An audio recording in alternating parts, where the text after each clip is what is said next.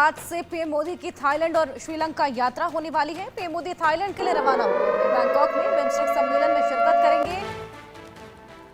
Bangkok में मोहम्मद यूनुस से मुलाकात हो सकती है। थाईलैंड पीएम श्रीनावात्रा से भी मुलाकात हो सकती है। ऐसे में कल बैंकॉक से कोलंबो भी जाएंगे पीएम मोदी। प्रधानमंत्री मोदी 4 अप्रैल 2025 को आयोजित होने वाले छठे बिम्स्टेक शिखर सम्मेलन में भाग लेंगे।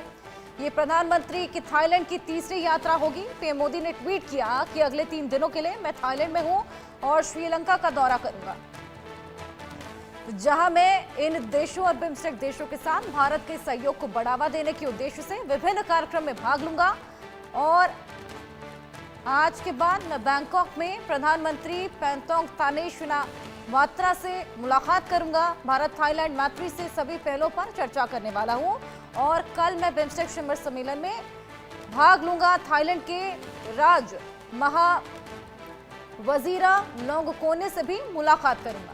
बेहद अहम दौरा, जिस तरीके से हमने देखा थाईलैंड में अर्थक्वेक के बाद स्थिति काफी खराब हो गई थी, इमरजेंसी की स्थिति वहां पर बन गई थी, जिसके बाद अब पीएम मोदी ये दौरा करने वाले हैं। 2 देशों के दौरे पर पीएम मोदी रहेंगे। थाईलैंड और श्रीलंका की यात्रा पर पीएम मोदी हैं। थाईलैंड के पीएम पेंटोंग ताने श्रीनावात्रा के साथ द्विपक्षीय वार्ता करेंगे और कल बिम्स्टेक सम्मेलन में शिरकत करने वाले हैं। ऐसे में थाईलैंड के बाद आपको बताएं पीएम मोदी श्रीलंका भी जाएंगे, जहां पर यात्रा का मकसद क्षेत्रीय सहयोग और रिश्ते मजबूत करना होगा। मई थाईलैंड में मोदी और यूनुस की भी मुलाकात संभव है। हमने देखा किस तरीके से यूनुस ने मुलाकात का समय मांगा था। बिम्स्टेक सम्मेलन के दौरान ये मुलाकात हो सकती है। यूनुस के उच्च प्रतिनिधि खलीलुर रहमान के हवाले से खबर है, खलीलुर ने भारत से वार्ता आयोजित करने का अनुरोध किया था। अगर मिले तो शेख हसीना के तख्ता पलट के बाद बांग्लादेश के साथ ये पहली द्विपक्षीय वार्ता होगी और अगला बिम्स्टेक सम्मेलन बांग्लादेश में ही होने वाला है। ऐसे में ये बेहद बड़ी खबर। हमारे सहयोगी ब्रायन थॉमस की आपको एक रिपोर्ट भी दिखाते हैं। Excited? What is going in your mind? The Prime Minister will be coming. बहुत उत्साह है क्योंकि जनाब मोदी जी आ रहे हैं और मोदी जी का जो थाई और भारत के बीच की मैत्री सूत्र है, जो भी वो इस बैठक के अंदर करने वाले हैं, उनके सारे उद्देश्य पूरे हो।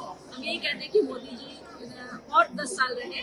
जय मोदी। थैंक यू, बहुत बहुत शुक्रिया। तो छठे बिम्स्टेक शिखर सम्मेलन में पीएम मोदी हिस्सा लेने वाले हैं। आज थाईलैंड पहुंचेंगे, जिसके बाद वो श्रीलंका भी जाएंगे।